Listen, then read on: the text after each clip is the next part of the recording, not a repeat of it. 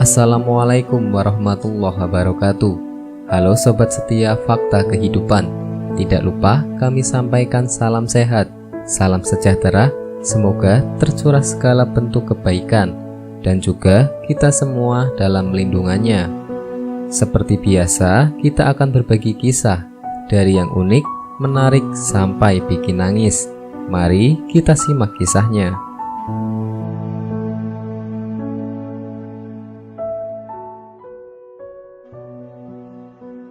Kisah nyata. Innalillahi, jenazah pejabat ini keluar belatung. Saat mau dikubur ada suara mengejutkan. Kisah yang akan Anda saksikan berikut ini adalah sebuah kisah nyata yang terjadi saat proses penguburan jenazah dari seorang pejabat yang berasal dari sebuah kota di Jawa Timur. Saksi mata menegaskan, jika dirinya tidak bersedia menyebutkan nama dari sang pejabat serta tempat tinggalnya demi menjaga nama baik sang pejabat serta keluarga yang telah ditinggalkan. Semoga kisah ini dapat diambil hikmahnya dan menjadi hikmah bagi kita semua sebelum ajal menjemput. Kisah ini diceritakan langsung oleh seorang modin atau pengurus jenazah kepada pemberi kabar. Dengan gaya bertutur, selengkapnya sang modin menceritakan pengalamannya. Saya terlibat dalam pengurusan jenazah lebih dari 16 tahun.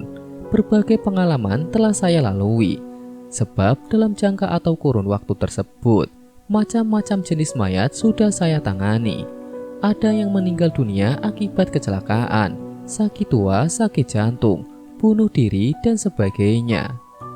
Bagaimanapun, pengalaman mengurus satu jenazah seorang pejabat yang kaya serta berpengaruh ini menyebabkan saya dapat kesempatan istimewa sepanjang hidup.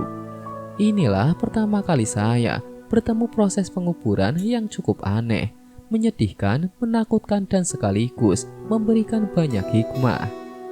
Sebagai modin tetap di desa ini, saya diminta oleh anak almarhum untuk mengurus jenazah bapaknya. Saya terus pergi ke rumahnya. Ketika saya tiba sampai ke rumah almarhum, tercium bau jenazah itu sangat busuk. Baunya cukup memualkan perut dan menjijikan. Saya telah mengurus banyak jenazah, tetapi tidak pernah saya bertemu dengan mayat yang sebusuk ini. Ketika saya lihat wajah almarhum, sekali lagi saya tersentuh. Saya tengok wajahnya seperti dirunung oleh macam-macam perasaan takut, cemas, kesal, dan macam-macam. Wajahnya seperti tidak mendapatkan nur dari Allah Subhanahu wa Ta'ala. Kemudian saya pun ambil kain kafan yang dibeli oleh anak almarhum dan saya potong. Secara kebetulan pula, di situ ada dua orang yang pernah mengikuti kursus fardu kifayah atau pengurusan jenazah yang pernah saya ajar. Saya ajak mereka membantu saya dan mereka setuju. Tetapi selama memandikan mayat itu, kejadian pertama pun terjadi. Sekedar untuk pengetahuan penonton, apabila memandikan jenazah, badan mayat itu perlu dibangunkan sedikit dan perutnya hendaklah diurut-urut untuk mengeluarkan kotoran yang tersisa. Maka saya pun urut-urut perut almarhum. Tapi apa yang terjadi? Pada hari itu sangat mengejutkan. Allah Subhanahu wa Ta'ala berkehendak dan menunjukkan kekuasaannya, karena pada hari tersebut kotoran tidak keluar dari dubur, akan tetapi melalui mulutnya. Hati saya berdebar-debar. Apa yang sedang terjadi di depan saya ini? Telah 2 kali mulut mayat ini memuntahkan kotoran. Saya harap hal itu tidak terulang lagi, karena saya mengurut perutnya untuk kali terakhir. Tiba-tiba ketentuan Allah Subhanahu wa Ta'ala berlaku. Ketika saya urut perutnya, keluarlah dari mulut mayat itu kotoran bersama beberapa ekor ulat yang masih hidup. Ulat itu adalah seperti ulat kotoran atau belatung. Padahal almarhum meninggal dunia akibat serangan jantung dan waktu kematiannya dalam tempo yang begitu singkat.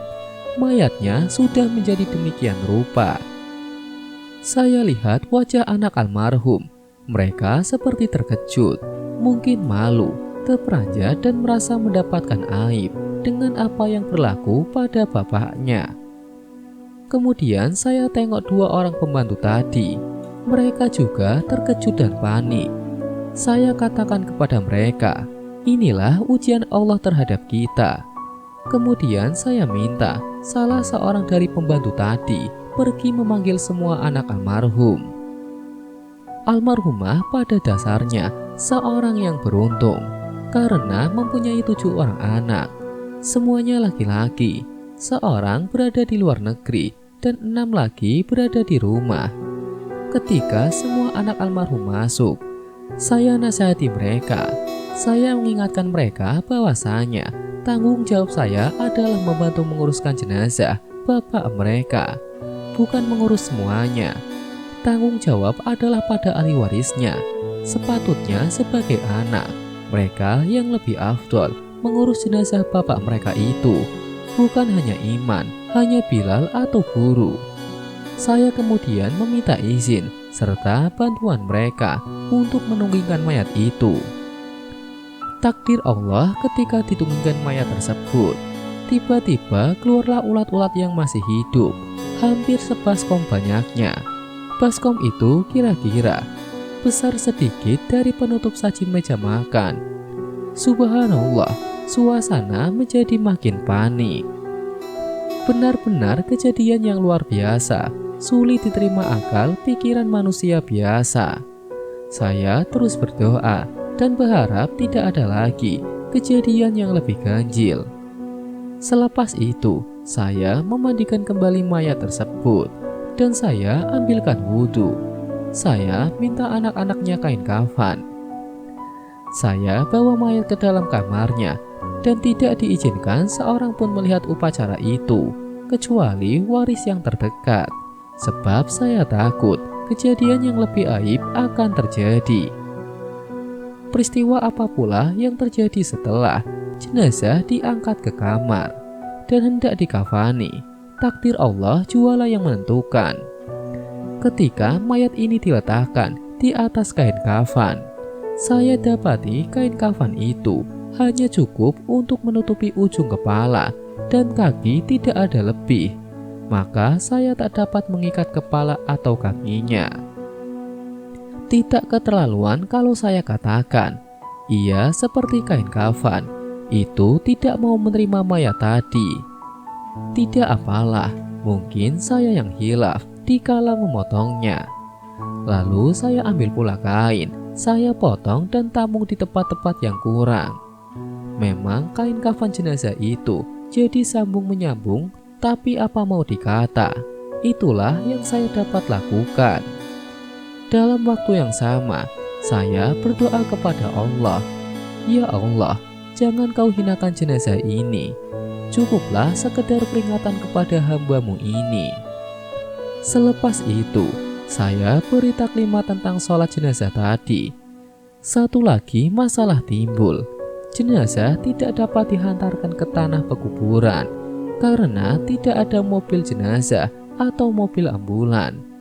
Saya hubungi kelurahan, pusat Islam, masjid dan sebagainya, tapi susah. Semua sedang terpakai. Beberapa tempat tersebut juga tidak punya kereta jenazah lebih dari 1, karena kereta yang ada sedang digunakan pula.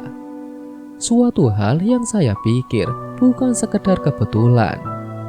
Dalam keadaan itu, seorang hamba Allah muncul menawarkan bantuan. Lelaki itu meminta saya menunggu sebentar untuk mengeluarkan van sejenis mobil pick-up dari garasi rumahnya. Kemudian muncullah sebuah van. Tapi ketika dia sedang mencari tempat untuk meletakkan vannya itu di rumah almarhum, tiba-tiba istrinya keluar. Dengan suara tegas, dia berkata di halayak ramai, "Mas, saya tidak memperbolehkan mobil kita ini digunakan untuk angkat jenazah itu. Sebab semasa hayatnya, dia tidak pernah mengizinkan kita naik mobilnya." Renungkanlah, kalau tidak ada apa-apanya. Tidak mungkin seorang wanita yang lembut hatinya akan berkata demikian. Jadi saya suruh tuan yang punya van itu untuk membawa kembali vannya. Selepas itu muncul pula seorang lelaki menawarkan bantuannya. Lelaki itu mengaku dia anak murid saya. Dia minta izin selama 10-15 menit membersihkan mobilnya itu. Dalam jangka waktu yang ditetapkan itu, muncul mobil tersebut, tapi dalam keadaan basah kuyup. Mobil yang dimaksud itu sebenarnya lori, dan lori itu digunakan oleh lelaki tadi untuk menjual ayam ke pasar. Dalam perjalanan menuju kawasan pekuburan, saya berpesan kepada dua pembantu tadi supaya masyarakat tidak usah membantu kami menguburkan jenazah. Cukup tinggal di camping saja akan lebih baik. Saya tidak mau mereka melihat lagi peristiwa ganjil. Rupanya apa yang saya takutkan itu berlaku sekali lagi. Takdir Allah yang terakhir amat memilukan.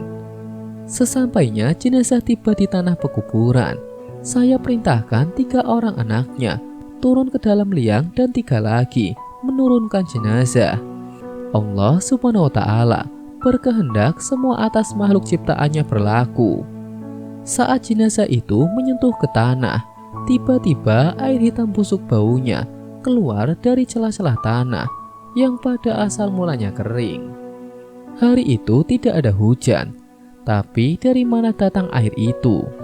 Sukar untuk saya menjawabnya. Lalu saya arahkan anak almarhum supaya jenazah bapak mereka dikemas dalam peti dengan hati-hati. Saya takut nanti ia akan terlentang atau terlengkup, na'udzubillah. Kalau mayat terlengkup, tak ada harapan mendapatkan syafaat Nabi. Papan keranda diturunkan dan kami segera timbun kubur tersebut. Selepas itu kami injak-injak tanah supaya mampat dan apabila hujan, ia tidak akan mendap atau ambrol. Tapi sungguh mengherankan, saya perhatikan tanah yang diinjak itu menjadi becek. Saya tahu jenazah yang ada di dalam telah tenggelam oleh air hitam yang busuk itu. Melihat keadaan tersebut, saya arahkan anak-anak almarhum supaya berhenti menginjak tanah itu. Saya tinggalkan lubang kubur 1/4 meter. Artinya kuburan itu tidak ditimbun hingga ke permukaan lubangnya, tapi ia seperti kubur berlobang. Tidak cukup dengan itu, apabila saya hendak bacakan talqin, saya lihat tanah yang diinjak itu ada kesan serapan air. Subhanallah, dalam sejarah belum pernah ada peristiwa seperti itu terjadi. Melihat keadaan itu, saya ambil keputusan untuk selesaikan penguburan secepat mungkin. Sejak lama terlibat dalam penguburan jenazah, inilah mayat yang saya tidak tahlilkan. Saya bacakan tahlil dan doa yang paling ringkas. Setelah saya pulang ke rumah almarhum, saya lalu mengumpulkan keluarganya. Dan saya bertanya kepada istri almarhum, apakah yang telah dilakukan oleh almarhum semasa hayatnya? Yang pertama, apakah dia pernah menzalimi orang lain? Yang kedua, mendapat harta secara merampas, menipu dan mengambil yang bukan haknya. Yang ketiga, memakan harta masjid atau anak yatim. Yang keempat, menyalahgunakan jabatan untuk kepentingan sendiri. Yang kelima, tidak pernah mengeluarkan zakat, sedekah atau infak. Istri almarhum tidak dapat memberikan jawabannya.